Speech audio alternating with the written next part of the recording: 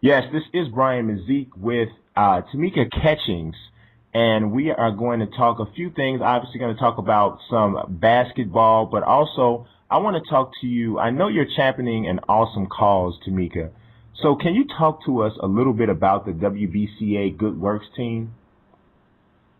Yeah, really excited about being a part of the All-State WBCA Good Work team. And what we do is we select 10 ladies. 5 of them come from Division One schools. The other 5 come from Division Two, Division Three, and NAIA teams. So these young ladies, basically, they've done a lot of great things, whether it's in their communities right around their colleges, in their own, local communities, wherever they're from, and then a lot of them have done stuff internationally as well. And so this team was put together. We had about 80 something, a little bit over 80 nominees from their local athletic directors, and from those 80 something, we had to narrow it down to 10, which was really tough because there's a lot of these young players in the college game that are doing great things. But we finally got to 10, and they'll be in Nashville for the women's Final Four. We'll be going out to a local hospital. We'll be going to the Vanderbilt Ingram Cancer Center in partnership with the KL Cancer Fund. And we're going to assemble some wellness kits, distribute them to patients, and just have a fun time. So I'm really looking forward to it. That is awesome. It's always great, when you hear about people giving back, and then it's even really cool because I mean, yeah, you're an established star and established everything within your field and in your sport, but to have so many young people that are just beginning their careers also being involved, I think really speaks to just the effectiveness of the program. Yeah, definitely. And I think when you look at these young ladies, and they're I know for us, I mean, I grew up in a family. My father played in the NBA, and so, we had to do a lot of different community events with him, whether it was at Thanksgiving, Christmas, Easter egg hunts, and we did a lot of things in the community. But so even as I grew up, getting to going to the University of Tennessee, and Pat was the same way. I mean, she preached a lot about community and involvement, just not focusing on what we did on the court or even in the classroom, but making sure that we always gave back. And I think when you look at this list of ladies and even reading through all the different things that they did individually, collectively, being leaders and getting more people involved with whatever cause they were doing, I mean, that's what it's all about. Not necessarily how many points you put up, how many assists you dish out, how many rebounds you get, because that stuff comes and goes. But being able to impact these young kids' lives and making a difference in the world like that, that's what we need more of. Absolutely, totally agree. And like I said, it's an awesome program, and just really cool to hear more about it. Now, let's talk some college basketball because I not only have you for a few minutes. The women and men's Final Four is set to commence. Being the college basketball legend that you are, and I know you're modest, you might not, really accept that label, but it's true. That's what you are. I mean, I assume you pay some attention to the way that the bracket has transpired, especially on the women's side, and potentially the men's too. Is that correct? Yeah, oh yeah. All right, so I know you're probably a bit stung by the elimination of the Tennessee Lady Vols. I know. I was actually surprised. Yeah, it was tough. I was surprised. I was surprised myself. But now, of the 4 teams remaining, which do you see advancing and winning the national championship? Well, I think it's going to be a replay of last year. It's probably going to be Notre Dame against Connecticut. But and I was talking about this earlier. I'm like, with Notre Dame without Natalie, that's a huge blow for that team. And they're going to have a lot of players step up to make up for all the things that she did. So it'll be interesting to see what happens between those two. Yeah, I think so too. I mean, but I think one of probably the best things about Notre Dame squad this year is the depth. I mean, it's it's so much depth on the team. So I think that if there's a squad that can absorb, a big loss like that, I think it's definitely Notre Dame. Now, had you had any thoughts on the men's bracket? Have you paid attention to that side of it?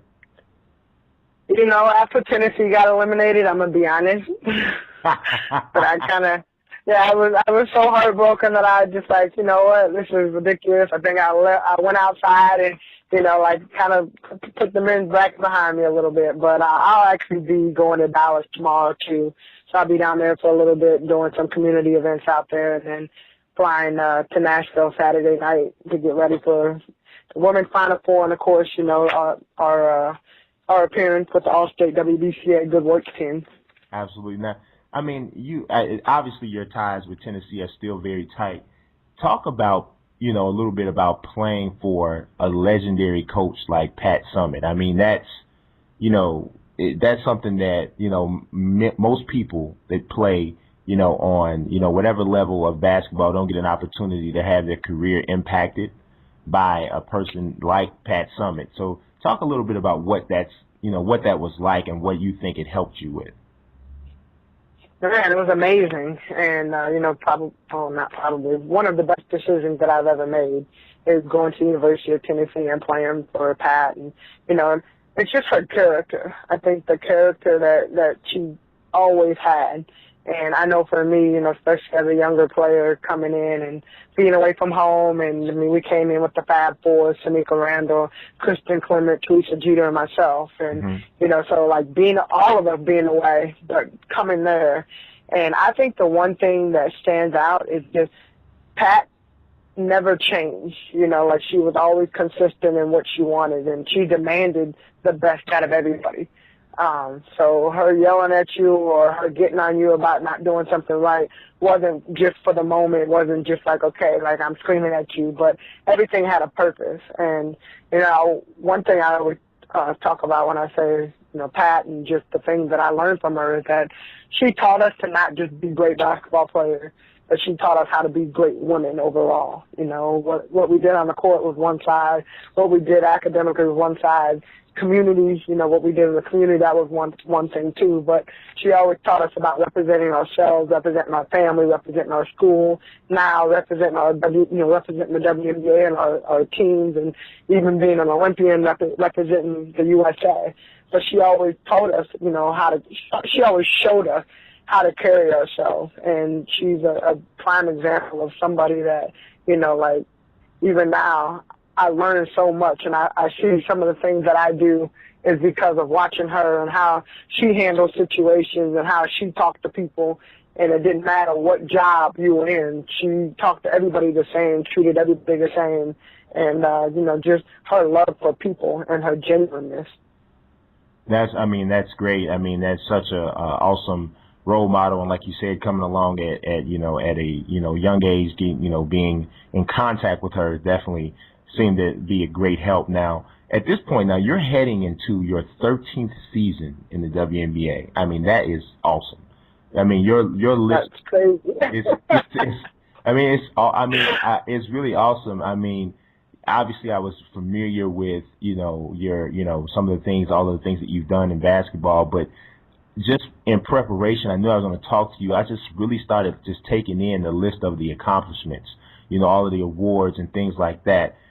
You guys did fall short in the conference final against the Atlanta Dream last season. So what would you say is like a goal of yours and your Indiana Fever teammates coming into this next season? Well, I mean, I think our goal is the same as every other team. That's preparing this year, the other 11 teams, to win a championship. And we've had some highs and lows as of late. Last couple of weeks, we've, made a few trades and lost a few players, lost our assistant coach a couple of days ago. So, there's always changes. But, I think for me and being a leader for this team is just stepping up and just saying, hey, changes happen, but sometimes changes could be a good thing. And so we adjust from here. But I think our goal as a team is to win a championship. We're going to be a new look, going to be a new Fever team. But nonetheless, we're always going to do what we did before, which is focus on our defense and, win some games. Absolutely. Now, have you thought about, what you may want to do once you do decide that your career is done? Have you thought about that yet? What direction you may want to go into? Obviously, you've already established yourself as a great asset to the community, be it whatever community you're being a part of. Do you think about that? You think about going into broadcasting? Obviously, your options are pretty open. Yeah, I want to be a general manager for a team, whether it's in the WNBA or the NBA. That's a goal of mine. Oh, that's awesome. I mean, obviously we know how historic that would be if you're accomplishing that goal in the NBA. So that would be, I mean, that would be awesome. And obviously I would love to be able to say I talked to Tamika Catchings and she told me to be a general manager of a WNBA team or NBA team. So that would be awesome. And anybody who's paid any attention to your journey should know better than to doubt you. So good luck with that, and I hope that you accomplish those goals and even more. It was a pleasure speaking to you.